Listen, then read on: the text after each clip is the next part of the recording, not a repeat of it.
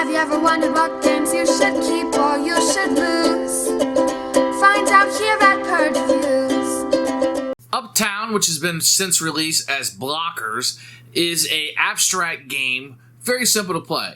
The board is going to have different numbers, letters, or symbols on it. You're going to take one of your tiles, which will have letters, symbols, or numbers on it, and you'll play a tile, pick up a tile. And what you're trying to do on the board is have the least number of groups. So whenever you place a tile, they're going to make a group. If they touch and they're the same color, you want to have the least amount of them. Very abstract. The game doesn't look that great. It's not an appealing game from the way it looks. It's not going to pull you in. Maybe it's a product of its time. But it's going to be very abstract, very, very simple, not a lot of choices to make. It's going to be very tactical. How do I do this, and how do I minimize how many groups that I'm making? It's going to be a decision all the time. And as the game winds out to an end, if you're still in it and you're not been kind of segued out of it and you still have a chance of winning, there's going to be about analysis paralysis about how can I place this and do the best that I can. But as the game progresses, you're going to have fewer and fewer options in front of you.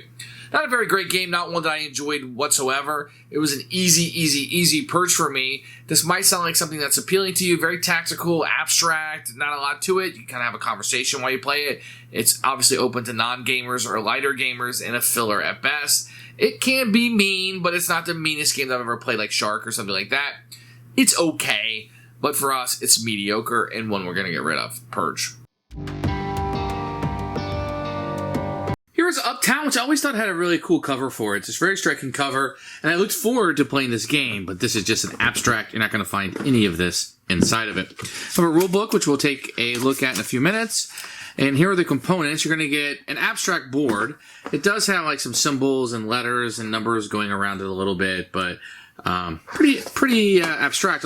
They put the car and the street light, whatever. Then you're going to have this. It's kind of like Scrabble, if you will. You're going to have these things that will hold your tiles, etc. So only you can see. And then you're going to have a bunch of these tiles here. I think it fits really well in the insert. You can see they just have symbols on them. They might have numbers, etc. So nothing to get too excited about. There are some things on here to differentiate between color blindness. So there is that. But these are thick, nice, but very generic. So here are the rules. It's just a single sheet. You have your preparations to set up here, the goal of the game, and then how to play. There's this little bit of picture here you can utilize in the game. There's some two-player rules here that you would have to know if you wanted to play with two players, which I don't recommend you play two colors. There's a link here you can go to for strategies. I don't know if it's still open or not, but very simple. Probably can read this in 5 minutes and be up and running. Each player is going to take all their tiles and then draw 5 randomly and put them on their holder like this where only they can see them. On your turn, you're going to place a tile out on the board, and then you will draw another tile to put here and replace it. The trick to the game is at the end you want to have the fewest amount of groupings. Now these are not viable placements, I'm just putting tiles out to kind of show you. So if you had something like this at the end of the game, this would be 3 groupings. If you had something like this, this would be 2 groupings, as long as they're not connecting. If these two ever were connected through tile play, for example, then that would just be 1. And you don't really want that to occur. So you want to have the fewest groupings possible. On your turn, you place a tile. It has a symbol on it, so these saxophones. I could place it on any of these saxophone areas over here. If it has a number, I could place it in the number tile anywhere that I would like. If it has a letter, I would find the letter, and I could place it anywhere in this grouping that I wanted to do. If I'm another color, I could take and replace what they have here and put my guy out there, showcasing that. But I can only do that if it wouldn't break it up into more groups. Let's say Orange wanted to replace this F right here. He could not do so because by doing so, he took one group and made it 2. So you cannot do that, but he could take this off right here and replace that. Then he would take this tile. Now these are tiebreakers at the end of the game. Whoever has the fewest tiles of the other players would break the tie. Otherwise, it's whoever has the biggest group. That's all you're going to do on turn. You're going to take a tile.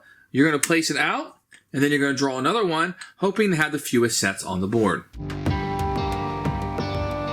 Who should buy this game? Really nobody. I can't really recommend this to somebody, but if you were inclined to purchase this game, abstract fans, people who don't mind blocking each other or putting the other person out, because it's really about making those groupings that you're going to have. Very simple. Play a tile, pick up a tile, and you're going to be matching the symbol, letter, or number on the tile to the one on the board. You could play with this with small children if you wanted to, and it would be just fine. It's a little bit cutthroat at times, although they kind of played it up a little bit more than it's going to be in the game. For me, it's a Purge. Too abstract, too ugly to look at, and not a very good game for our gaming group. Purge.